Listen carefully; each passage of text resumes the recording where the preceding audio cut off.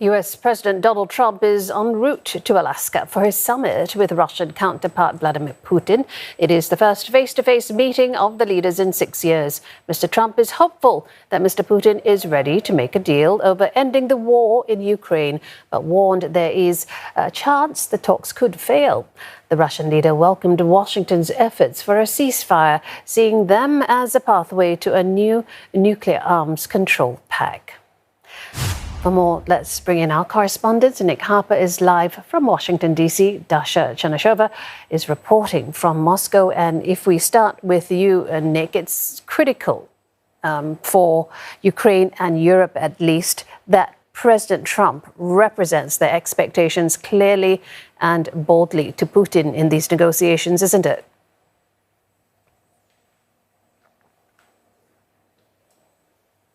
Well, exactly, Jill, and that's the big fear that Ukraine and Western allies in Europe have, that they are not part of this conversation. They will not be sitting around the table with President Putin. But that is something that we have seen in the lead up to this presidential summit. There have been other high-level delegations between the US and Russian officials where we have not seen Ukrainian or European representation at the table. So there is that fear that potentially we could see Donald Trump making a deal that is unfavourable to Ukraine, that he might carve up Ukrainian territory, hand it over to the Russian leader, simply things that Ukraine and Europe are saying that they cannot abide by. Now, Donald Trump has said that he will brief President Vladimir Zelensky, that he'll brief European leaders straight after today's meeting. He's also said that he intends to hold a separate three-way meeting between President Putin, President Zelensky and himself at some point.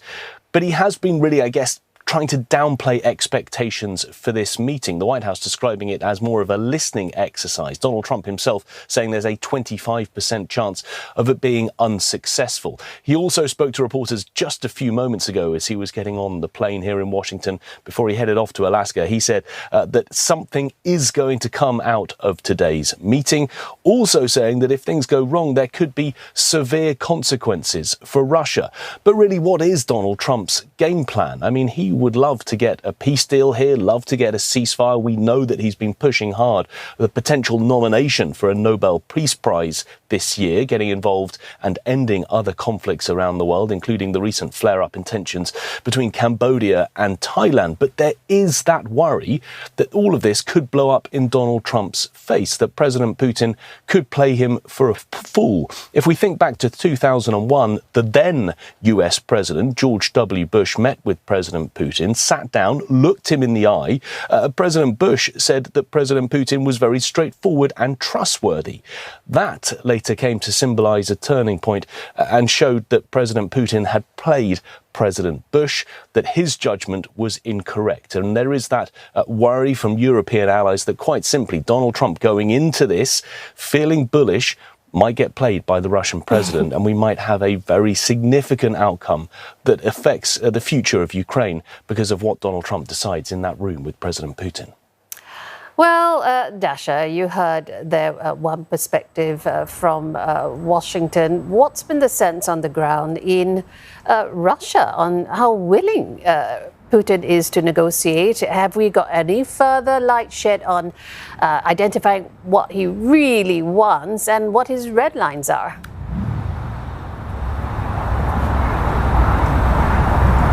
Well, Moscow has set its red lines long ago, and they have been repeating those red lines to the international communities at any occasion. So the understanding in Moscow is that the discussions about Russian position will continue, even though they have been thoroughly talked about throughout the meetings that Russia had with the US envoy Steve Witkoff throughout this year. So in Moscow, there is hope that political dialogue will prevail and that political will that Moscow says is seen now on both sides to end the conflict in Ukraine using negotiated means is something that will be playing out in this meeting in Alaska. But at the same time, the Russian officials are saying that they don't want to preempt any sort of results that will be coming out of this meeting, trying not to inflate the expectations and suggesting that obviously those are very complex matters that the presidents of Russia and the United States will be talking about. So they do not expect any quick result. But at the same same time, political scientists here in Russia are all suggesting that what can come out of this meeting is sort of framework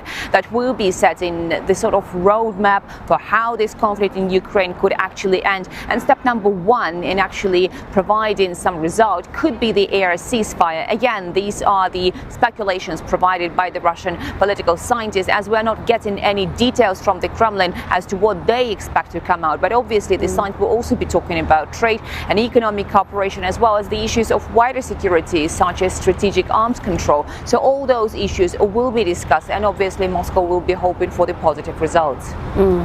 Well, we won't have to speculate in less than 7 hours. Thank you both. Nick Harper live in Washington, D.C., Dasha Chernyshova in Moscow.